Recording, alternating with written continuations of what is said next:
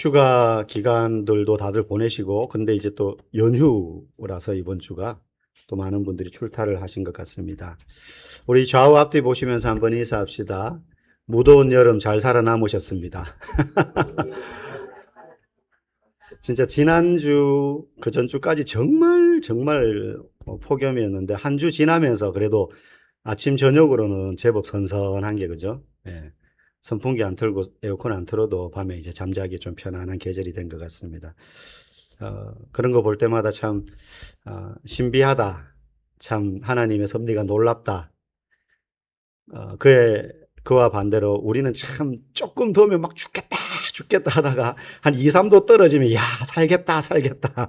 예, 그러는 것 같습니다.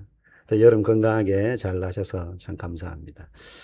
지금 우리가, 안디옥 교회에서 5명의 교회 지도자들 중에 바나바와 바울을 제일 첫머리에 있는 지도자 바나바와 제일 끝머리에 있던 사울, 나중에 바울이 이제 되죠. 이 두 사람을 짝지어서 처음 선교사로 보낸. 그래서 이들이 선교지를 쭉 다니면서 복음을 전하는 장면을 지금 우리가 보고 있습니다. 이게 별 제목을 붙이자면 바울의 1차 전도 여행입니다. 한 곳에 머물러 있는 게 아니라 지역마다 조금 기간을 달리해서 다니면서 전도하고 있는데 기억하실지 모르겠어요. 처음 안디옥 교회에서 파송을 받아서 간 곳이 구브로라는 섬이었습니다. 바나바의 고향이라 그랬죠. 그래서 거기에 구바보와 신바보가 있다. 뭐 이런 이야기 얼핏 기억날 겁니다. 내용은 기억 안 나도 바보 섬 이름이 좀 웃겼지. 아마 기억나실 거예요. 그 섬을 이제 돌고 나서 그 다음 간 곳이 또 다른 지명은 똑같은데 지역은 달라요. 비시디아라는 지역의 안디옥이라는 동네에 가서 복음을 전했고, 그러다가 오늘 본문은 어디에 도착하느냐 하면 이고니온이라는 도시에 도착을 합니다. 그러니까 흘러가면서 복음을 전하는 거예요. 바울과 바나바가 가는 곳마다 복음을 전하는데 분위기가 그렇게 호의적이지만은 않았습니다. 우리가 지난주에도 살펴봤지만 유대인들이 그 지역에 있는 부자 관원들과 유력한 사람들을 선동해가지고 이 두 사람이 복음 전하는 걸 방해해서 쫓아내기도 하고 또 그런 것에 쫓겨나가기도 하고 그러는 와중에도 또 복음을 전하고 그렇게 해서 이제 그 다음 옮겨간 동네가 오늘 이고니온이라는 동네였어요. 근데 여기서도 바울과 바나바가 전하는 복음을 듣고 사람들이 두 표로 막 갈라집니다. 바울과 바나바의 복음을 호기심 어린 눈으로 바라보고 듣는 사람들이 많이 생기는 반면에 유대인들의 선동에 휩쓸려 가지고 또 이들을 적대적으로 대하는 무리들 반반으로 갈리게 됩니다. 그렇게 적대적으로 대하도록 선동했던 무리들이 바로 유대인들이었어요. 자기들은 소수니까 어떻게 하지는 못하고 대신 다수인 이방인들을 막 선동을 한 거죠. 오늘 2절에 보면 이제 그들의 마음이 나옵니다. 2절 같이 한번 읽어보겠습니다. 유대인들이 이방인들의 마음을 선동하여 형제들에게 악감을 품게 하거늘. 악한 마음을, 악한 감정을 품게 했어요. 선동했습니다. 이 유대인들이. 예. 이방인들은 사실 바울과 바나바에 대해서 뭐 특별한 악감정이나 편견 같은 게 당연히 없었겠죠. 그들은 원래 다신교니까 이방인들은 그 당시에는 그리스 로마 시대는 그러니까 뭐 이들이 와서 또 다른 신에 대해서 이야기하는데 그게 호기심이 생겼던 거예요. 오히려 우리가 모르는 신에 대한 이야기를 하네. 그런데 유대인들이 막 선동을 해서 이들이 바울과 바나바를 대적하게 만들었던 거죠. 그런데 그 다음 3절에 보면 좀 재밌는 표현이 나와요. 우리가 조금 이따가 읽겠지만 3절에 보니까 어떤 내용이냐면 두 사도가 그곳에 오래 있으면서 복음을 전했다 그래요. 여러분 좀 이상하지 않습니까? 2절에 보면 유대인들이 이방인들을 선동해가지고 이 두 사도에 대해서 악감정을 품게 했다 그랬어요. 그러니까 저항하고 복음에 대해서 거절하고 반항하고 대적하는 분위기가 형성됐다는 거예요. 그러면 거기서 피해서 다른 곳으로 가는 게 좀 자연스러운 흐름이잖아요. 그런데 3절에 보니까 그들이 거기에 오래 머물러 있으면서 복음을 전했다 그래요. 그리고 2절과 3절 사이에 우리 한글 성경에는 빠져 있는데 원문에 보면 그러므로라는 말이 들어있어요. 그러니까 앞뒤가 조금 안 맞는 거예요. 2절에서는 유대인들이 이방인들을 선동해가지고 이 두 사도를 대적하고 복음을 못 듣도록 방해하고 막 악감정을 품게 해서 저항하게 했는데 그러므로 다른 동네로 갔다 이래야지 자연스러운데 그러므로 그 도시에 오래 머물러 있으면서 담대히 복음을 전했다. 이렇게 지금 오늘 본문이 흘러가고 있는 거예요. 뭔가 앞뒤가 조금 안 맞는 내용인 것 같죠. 그러면 왜 성경은 이렇게 그 핍박을 피해서 그러므로 다른 곳으로 가서 복음을 전한 게 아니라 그곳에 오래 머물러 있어서 복음을 전했다라고 이야기하고 있는가? 그러면 사도들은 무슨 이유에서 거기서 머물러서 복음을 더군다나 3절에 보니까 이렇게 표현해요. 한번 읽어볼까요? 두 사도가 오래 있어 주를 힘입어 담대히 말하니 주께서 그들의 손으로 표적과 기사를 행하게 하여 주사 자기 은혜의 말씀을 증언하시니 그곳에 오래 머물러 있으면서 담대히 복음을 전했다 그랬어요. 그러므로 딴 곳으로 간 게 아니고 그러므로 거기에 오래 머물러 있었던 거예요. 그러면 그들이 핍박과 저항과 복음에 대한 거절, 그런 무리들 속에서도 어떻게 그곳에서 담대히 복음을 전할 수 있었을까? 복음에 대해서 적대시하고 악한 감정을 품고 공격하는 사람들이 많은 그 동네에서 어떻게 이들은 담대하게 그곳에 머물면서 복음을 전할 수 있었을까? 그 비결을 오늘 찾아보자는 거예요. 오늘 읽은 3절에 그 비결이 이미 두 가지 답이 나옵니다. 첫 번째는 밑줄 친 곳에 보니까 주를 힘입어 이렇게 돼 있어요. 주를 힘입어 이러면 뭔가 주님이 힘을 줘가지고 그래서 그 힘 덕분에 담대히 복음을 전했겠구나라는 생각으로 우리는 그런 문장으로 뉘앙스가 들리지만 원래 이 주를 힘입어라는 단어는 주님 때문에 이렇게 번역하는 게 좀 더 자연스러워요. 왜냐하면 이 주를 힘입어라는 말의 원래 의미가 이들이 그런 핍박 중에도 담대히 복음을 그곳에 오래 머물면서 전할 수 있었던 근거는 이런 의미를 담고 있거든요. 그들이 그런 악한 지역에서도 담대히 복음을 전할 수 있었던 이유는 이런 거예요. 그런데 그 이유가 뭐냐? 주를 힘입었다는 거예요. 주님 때문에 그렇게 했다는 거예요. 이들이 핍박을 받고 도전을 받고 복음에 대해서 적대적인 감정을 품은 사람들 틈바구니에서도 담대히 복음을 전할 수 있었던 이유는 주님 때문에 그렇게 했다는 거예요. 주님 때문에. 여러분 우리가 어떤 일을 할 때 이 일을 왜 하는지 이유를 모르고 무엇 때문에 이 일을 지금 하는지를 모르고 하면 금방 지칩니다. 학생들이 공부를 할 때도요. 목표와 목적이 없으면 하다가 지쳐요. 오래 못합니다. 그냥 번갯불에 콩 구워 먹듯이. 여러분 중에 그런 분들 많으셨겠죠. 학교 다닐 때 벼락치기. 시험 평소에 놀고 먹다가 놀고 먹죠. 예. 놀고 먹다가 시험 기간 되면 막 벼락치기 하는 저를 비롯하여 많은 분들이 아마 계셨을 거예요. 근데 왜 하는지를 모르니까 그때 하긴 하는데 그 다음 공부할 의욕이 안 생기는 거예요. 동기부여가 안 되는 거죠. 예. 내가 이 공부를 해가지고 어디를 가겠다. 아니면 내가 나중에 그 학교를 나오고 해서 내가 어떤 사람이 되겠다. 어떤 직업을 가지겠다. 하다못해 그런 어렴풋한 청사진이라도 있으면 공부할 수 있는 동기, 이유를 알기 때문에 열심히 하게 됩니다. 남자분들 군대 가면 처음에 아무것도 모르잖아요. 군대라는 완전 낯선 지역에 떨어지니까. 근데 고참은 잘 알아요. 그래서 처음에 가면 뭐 이런 거 시키죠. 삽 하나 탁 던져주면서 야 여기 1m 구덩이 파. 그리고 왜 파야 되는지 모르고 이 구덩이가 무슨 용도인지도 모르는데 파라니까 일단 파요. 파라니까 파긴 파는데 힘듭니까? 안 힘듭니까? 힘들죠. 왜? 이게 지금 쓰레기 구덩이인지 아니면 음식물 구덩이인지 아니면 나를 묻으려고 하는 건지 모르는데 그냥 파라고 하니까 파긴 파는데 힘들어 죽는 거예요. 삽질을 뭐 어디 해보기나 했겠습니까? 밖에서. 모르고 하면 힘든 거예요.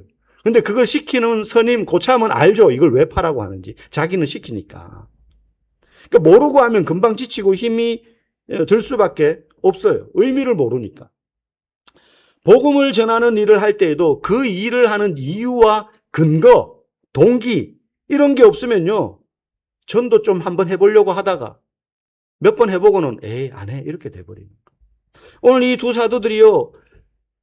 그냥 복음을 전하는 환경이 아니라 저항하고 거절하고 적대적인 무리들이 있는 환경 가운데서도 그곳에서 오랫동안 머물면서 담대히 복음을 전할 수 있었던 근거가 뭐냐? 부활하신 예수님 때문이었어요. 부활하신 예수님 때문에 자기들이 이 복음을 전한다는 분명한 근거를 가지고 있었기 때문에. 내가 왜 핍박 가운데서 저항하고 내가 외쳐도 듣지 않는 사람들, 그런 사람들에게 복음을 전하느냐? 나를 위하여 죽으시고 부활하신 예수 그리스도 때문이다. 이 이유가 분명했기 때문에 이들은 담대하게 복음을 전할 수 있었던 거예요. 여러분, 그렇지 않으면 우리는 주의 일 감당 못해요.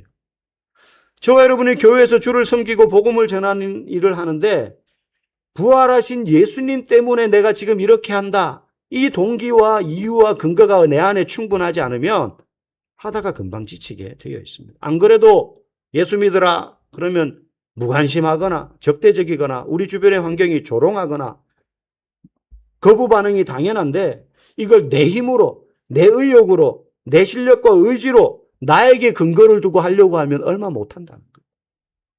여러분 전도한다고 여러분에게 누가 돈을 줍니까? 교회에서도 여러분 돈 줍니까? 상을 줍니까? 떡이 나와요? 그런 거 없습니다. 목사는 월급이라도 받죠. 목사직에 전념하라라는 의미로 이제 주는 거니까. 근데 대부분의 성도들은 교회의 일이 여러분의 주된 업무가 아니에요. 그렇지 않습니까? 시간적으로나 우선순위로나. 여러분 그렇지 않아요. 여러분의 주된 업무는 직장 가서 일하고 돈 벌고 살림 살고 애들 키우고 그렇게 사는 거예요. 어쩌면 교회에 와서 하는 전도든 교육이든 예배든 헌신하고 봉사하는 것이든 이런 것들이 여러분의 주된 사역은 아니에요. 게다가 그런 교회 일은 열심히 한다고 해서 방금도 말씀드린 것처럼 떡이나 돈이 나오거나 덕될 게 별로 없어요. 그런 일을 왜 하는지도 모르고 더군다나 한다면 교회 일이 재미가 없죠. 오래 할 수가 없습니다. 우리 이제 집사님들 두 분도 부부가 찬양하시고 또 우리 오늘 태성이가 처음으로 드럼 연주자로 오늘 이제 처음 데뷔를 했습니다. 데뷔전이었어요. 잘하죠. 그동안 막 평일날 교회 와서 혼자 연습하고 이렇게 했었어요. 네. 생각보다 너무 잘해요. 근데 이걸 하는데 내가 이걸 왜 하는지 단순히 나의 영광을 위해서 하거나 내 재미를 위해서 하면요. 그게 떨어져 버리면 흥미가 사라져 버리면 그만둡니다. 그런데 예수님 때문에 한다는 확실한 동기와 이유가 있을 때 방해하는 세력이 있어도 그걸 하게 되는 거예요. 그걸 하게 되는 거예요. 주를 힘입어. 그래야지 지치지 않고 오래 할 수 있는 겁니다. 우리가 전도하고 예수 믿는 사람답게 말하고 행동하고 그렇게 사는 이유는 우리를 위하여 죽으신 예수님 때문에 하는 일인 것입니다. 여러분 목사 좋으라고 주의 일 하는 게 아닙니다. 그러다가 목사가 칭찬 안 해주면 삐지죠. 하나님이 복 안 주시면 하나님한테 삐지는 겁니다. 여러분 저와 여러분이 오늘 지금 여기 나와서 예배드리는 이유도 그리고 삶의 자리에서 복음을 전하는 사람으로서 사는 이유도 우리를 구원하시기 위하여 십자가에서 돌아가시고 그리고 부활하셔서 믿는 모든 자들의 부활의 첫 열매가 되신 예수님 때문에 지금 여기 앉아 있는 거예요. 주일날 출석하면 누가 나갈 때 돈 많은 주지 않습니다. 예수님 때문에 우리가 여기 앉아 있는 겁니다. 그래서 두 사도는 유대인들의 회방에도 불구하고 그들이 주를 힘입어서 그곳에서 오랫동안 복음을 전할 수 있었던 것입니다. 저와 여러분들도 그런 이유로 예수님 때문에 신앙생활하고 이 자리에 나와 있다는 사실, 그 사실에 여러분 감사할 수 있는 성도들 되기를 간절히 축복합니다. 여러분들도 교회 일 하다가요, 이거 내가 하려고 한 거 아닌가? 혹시 그런 생각이 들 때 한번 마음속의 동기를 자세히 점검해 보십시오. 주를 힘입어서 일할 수 있기를 간절히 소망합니다. 두 번째, 이 사도들이 방해하는 분위기에도 불구하고 적대적인 분위기에도 불구하고 담대히 이곳에서 오랫동안 복음을 전할 수 있었던 두 번째 이유는 그들이 사역하는 현장에 표적과 기사가 나타났기 때문에. 표적과 기사가 나타났어요. 여러분 표적과 기사 그러면 뭐부터 떠오릅니까? 표적과 기사. 뭔가 병에 걸렸던 사람이 기도했더니 막 낫고 불가능했던 일들이 가능하게 되고 이런 것들, 예수 안 믿던 사람이 기적을 체험해서 예수를 믿게 되고 이런 것들을 우리는 표적과 기사로 생각합니다. 그런데 여기서 나타난 표적과 기사는 그런 차원에서의 표적과 기사만 이야기하는 건 아니에요. 기본적으로 사람은 표적과 기사를 본다고 해서 자신의 신념을 잘 꺾지 않습니다. 예수를 안 믿는 것도요, 신앙이에요. 안 믿기로 다짐하고 결단하는 거예요. 전도하다 보면, 야, 하나님 내 눈앞에 보이면 내가 믿을게. 실제 보인다 하더라도 안 믿습니다. 물론 믿을 사람은 믿겠죠. 근데 안 믿을 사람은 안 믿어요. 안 믿어요. 만약에 그래서 믿을 것 같으면 하나님이 진작에 천지 가운데 딱 나타나셔가지고 짠 하고 이게 나다 하고 보여주셨을 것 같아요. 그런데 육신으로 이 땅에 오신 예수님, 그분이 하나님의 형상 아닙니까? 그분을 보고도 안 믿고 그분과 동고동락을 하고도 팔아먹어버리는 제자가 있을 정도인데 사람의 본성이 그렇다는 거예요. 도마는 어떻습니까? 부활하신 예수님 내가 만져보고 느껴보고 주물러 보고 그렇게 하지 않는다면 나는 못 믿겠다고 그랬잖아요. 그게 우리의 솔직한 모습이에요. 사람들의 본성이라는 것이죠. 하나님께서 내가 이만큼 힘이 센 하나님이야. 내가 이만큼 능력 있는 하나님이야. 그걸 보여주고 굴복시키기 위해서 표적과 기사를 사용하시는 게 아니더라는 거예요. 표적과 기사를 보여주더라도 안 믿기로 작정한 사람은요, 돌 던집니다. 욕합니다. 네. 여러분, 이때는요, 신약 성경이 쓰여지지 않았을 때예요. 우리가 지금 읽고 있는 이 성경이 없을 때입니다. 그래서 사도들이 어떤 복음을 전할 때 하나님에 대해서 예수님에 대해서 막 이야기할 때 사람들이 무슨 근거로 네 말을 믿냐라고 말해요. 뭐 그건 네 말이지. 어디에 뭐 누가 권위 있는 책에 그렇게라도 쓰여 있어? 구약은 이방인들은 읽지도 못해요. 무슨 내용인지도 몰라요. 살아계신 예수 그리스도를 전하는데 사람들이 근거를 찾지 못하는 거죠. 그건 네 말이고 무슨 근거로 네 말이 사실이라고 믿냐. 예수라는 사람이 하나님의 아들이라는 걸 우리가 어떻게 믿냐. 무슨 근거로. 이렇게 따진단 말이에요. 그래서 이 사도들이 하는 말이 진짜 근거가 있고 진짜 이들의 말이 사람이 지어낸 말이 아니라 어떤 권위자의 능력에 근거해서 하는 말이다라는 걸 보여주기 위해서 하나님이 이 사도들이 일하는 가운데 표적과 기사를 나타나게 하는 거예요. 그걸 보고 사람들이 저 사람들이 하는 능력을 보니까 저들이 하는 말이 거짓이 아니겠다. 왜냐하면 그들이 하는 말처럼 예수 그리스도 이름으로 능력을 행하는데 그 능력이 나타나니까 예수의 이름으로. 근데 보니까 이 예수님이 우리의 구원자다. 그래서 표적과 기사를 통해서 이 사도들이 전하는 복음을 믿게끔 하는 기능을 하기 위해서 그들의 현장에 표적과 기사가 나타났던 거예요. 근데 지금은 오늘 우리에게는 뭐가 있습니까? 신약 성경, 완성된 신약 성경이 다 있어요. 구약도 물론 있고요. 그 구약도 우리가 우리말로 다 읽을 수 있어요. 그래서 우리의 삶에 눈으로 보이는 표적과 기사가 그렇게 흔하게 일어나지 않는다 할지라도 무엇이 표적과 기사가 되어야 되느냐? 이 말씀대로 살아내는 우리의 삶이 표적과 기사가 되는 거예요. 사람들은요, 좋은 말을 듣고 감동받는 것이 아니라 좋은 사람의 말을 듣고 감동받습니다.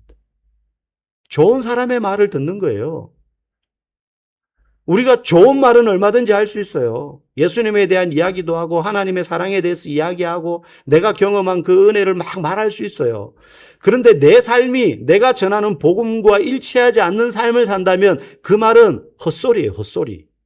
아무리 성경 구절을 들이민다 할지라도 내가 성경과 상관없는 삶을 살면 그건 그냥 도덕책 읽어주는 것과 다를 바 없어요.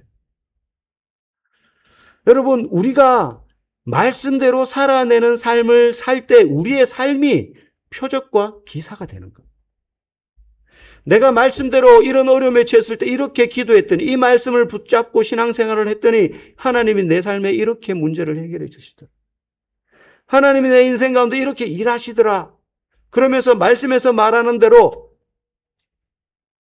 정의롭게 그리고 선하게 사랑으로 행하는 그런 모습을 살아낼 때 사람들이 그 모습을 보고 저 사람의 삶은 말뿐만이 아니라 실제 말씀대로 살아내는 힘이 있구나라고 느끼는 거죠. 그때 우리의 삶이 표적과 기사가 되는 것입니다. 표적과 기사가 되는 거예요. 여러분 지금 이 말씀을 전하고 있는 자 사도들이 누굽니까? 사도요, 교사요, 목사요, 성도입니다. 이들이 이 복음을 붙잡고 있고 이 복음을 가지고 살고 있고 복음을 증거하고 있어요. 이들이 능력도 분명히 행했습니다. 기도했더니 병자가 낫고 귀신 들린 사람이 쫓겨나가고 이런 능력도 행했겠죠. 그런데 그곳에 오래 머물면서 믿지 않는 자들이 확인했던 그 사도들의 모습은 그들의 삶인 거예요. 삶. 담대하게 예수 이름을 외치는데 그 예수를 믿는 자답게 살아내는 그들의 모습이 그들의 표적과 기사였던 거죠. 삶 속에서 복음을 전하는 것이 주일날 교회 와서 예배드리는 것과 구별되지 않습니다. 나뉘어질 수 없어요. 똑같은 겁니다. 여러분이 집에서 집안일하고 학생들 학교에서 공부하고 직장에서 일하고 영업하고 하는 것과 복음을 전하고 하나님을 섬기며 사는 것이 다르지 않습니다. 다르지 않습니다.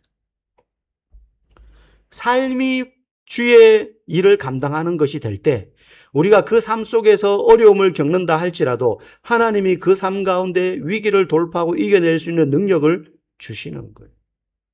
교회에서는 하나님이 내 기도를 들으시고 응답하시는 것 같다가 나가면은 고아처럼 사는 그런 성도들이 많습니다. 아닙니다. 삶 가운데서 우리가 신앙이라는 것과 상관없어 보이는 일을 하는 것처럼 보이지만 그 일도 세상 일, 교회 일 따로 구분할 수 없는 하나님의 일인 것입니다. 밥하는 것도 하나님의 일이에요. 공부하는 것도 하나님의 일이에요. 청소하는 것도 하나님의 일이고 돈 버는 여러분 일하는 생업의 일도 하나님의 일인 거예요. 내가 이 일을 통해서, 내가 이 공부하는 걸 통해서, 내가 집안일을 하면서 하나님을 기쁘게 하고 영광 돌리고 하나님을 영화롭게 하는 삶을 살겠어. 그런 다짐으로 그런 일을 할 때 그 모든 일이 하나님의 일이 되는 거예요. 어떤 분이 아이고 목사님 내가 지금 온몸에 병이 들어가지고 여기저기 안 아픈 데가 없고 다 쑤시고 힘든데 이런 병든 내가 어떻게 하나님을 기쁘게 하는 삶을 살겠습니까? 하나님도 내 꼴 보시면서 처량하게 보실 것 같아요. 그렇지 않습니다. 하나님은 지치고 병든 자, 고통받고 소외받는 자들에게 더 큰 관심을 가지고 그들을 사랑으로 들여다보세요. 여러분 잘 아시는 지금은 많이 잊혀졌을지 모르지만 송명희 시인이라고 예전에 많이 불렀던 성가들 나 가진 재물 없으나 그런 찬양도 송명희 씨가 지었고 많은 곡들 가사를 지었어요. 그분이 선천성 뇌성소아마비 장애인이에요. 그래서 그 가사 한 줄 쓰려면 1시간이 걸려요. 왜냐하면 온몸이 뒤틀려 있어가지고 연필을 못 잡습니다. 막 얼굴부터 다 뒤틀려 있어요. 발가락까지. 그런데 그분이 시를 쓰려면 옆에서 막 도화제가 손가락에 연필을 끼우고 묶고 해가지고 이래가지고 쓰는데 그것도 막 못 알아봐요. 그렇게 해서 쓴 가사가 공평하신 하나님 이런 거예요. 나 가진 재물 없으나 나 남이 가진 건강 있지 않으나 나 남이 없는 것 있으니 나 주를 보았고 주님을 만났고 주님을 들었고 그분을 맛보았다. 그래서 공평하다 하나님. 여러분 그게 어떻게 가능해요? 그게 어떻게 가능해요? 그분은 병들고 찌들었지만 그 삶 가운데 내가 이 인생을 내 몸을 주를 위해서 말도 인터뷰 들으면 못 알아먹습니다. 발음이 제대로 안 돼요. 혀도 다 꼬여 있어가지고. 초등학교도 못 나왔어요. 근데 그 아름다운 신앙 고백을 쓰는 거예요. 우리의 인생 모든 것이 주의 일입니다. 주의 일입니다. 여러분 우리가 충성된 일꾼으로 주님 앞에 살아야 되는데 고린도전서에 보면 여러분 충성된 일꾼에 대한 모습이 나오죠. 고린도전서 4장 1절에 보면 우리 같이 한번 읽어보겠습니다. 사람이 마땅히 우리를 그리스도의 일꾼이요 하나님의 비밀을 맡은 자로 여길지어다. 맡은 자들에게 구할 것은 충성이니라. 아멘. 이 두 단어 일꾼과 충성 제가 몇 번 강조한 적이 있죠. 여기서 일꾼이라는 말은 그냥 일하는 작업하는 그런 일꾼이 아니고 그 당시 단어로 노예. 일꾼이라는 말을 풀면 배 아래에서 노젓는 사람들이라는 뜻이에요. 노예나 하던 거였어요. 그러니까 여기서 말하는 사람이 마땅히 우리를 그리스도의 일꾼이요. 이 말은 사람이 마땅히 우리를 그리스도의 노예요. 이렇게 읽어야 돼요. 우리는 그리스도에게 속한 노예예요. 그리스도가 우리를 끊어서 풀어주기 전에는 우리는 그분께서 떨어질 수가 없어요.